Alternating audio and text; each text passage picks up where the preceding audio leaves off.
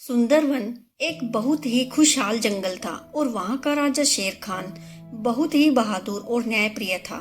एक दिन एक लोमड़ी नदी के किनारे पानी पी रही थी।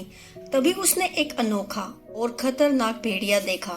भेड़िया बाकी भेड़ियों के जैसा नहीं था, बल्कि बहुत ही खौफनाक दिख रहा था।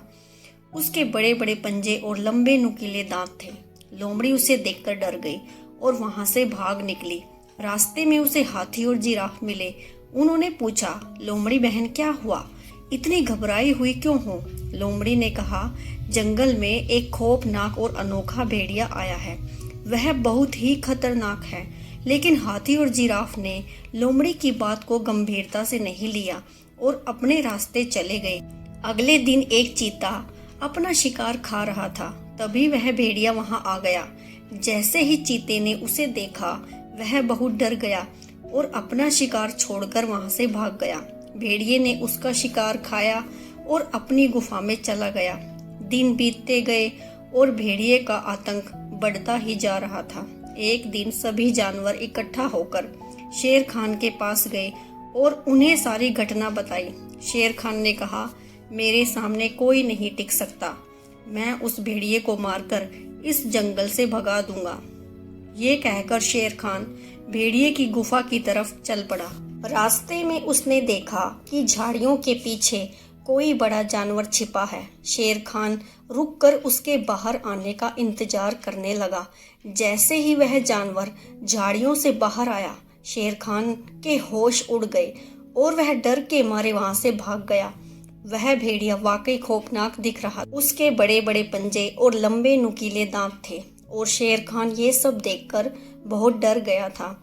जब बाकी जानवरों को यह पता चला तो उन्होंने जंगल छोड़ने का फैसला कर लिया।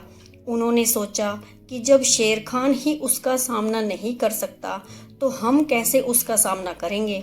शेर खान ने जब देखा कि सभी जानवर जंगल छोड़ने का विचार कर रहे हैं तो उसे बहुत दुख हुआ और उसने फिर से भेड़िए का सामना करने का निर्णय लिया।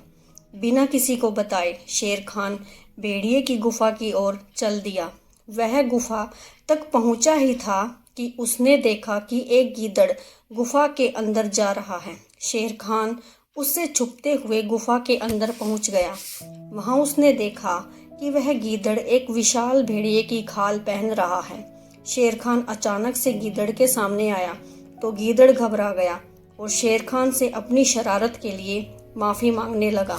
शेर खान ने उससे कहा, तुम्हारी वजह से मेरे जंगल के सभी मासूम जानवरों को तकलीफ हुई है, इसीलिए तुम्हें माफी नहीं मिलेगी। शेर खान ने उसे मारकर जंगल से भगा दिया और वापस आकर शेर खान ने सभी जानवरों को इकट्ठा किया और कहा, अब वह खौफनाक भेड़िया तुम्हें कभी परेशान नहीं करेगा, इसीलिए अब तुम्हें जंगल छोड़कर जाने की जरूरत नहीं है। और फिर से सुंदरवन एक खुशहाल जंगल बन गया। Thanks for watching.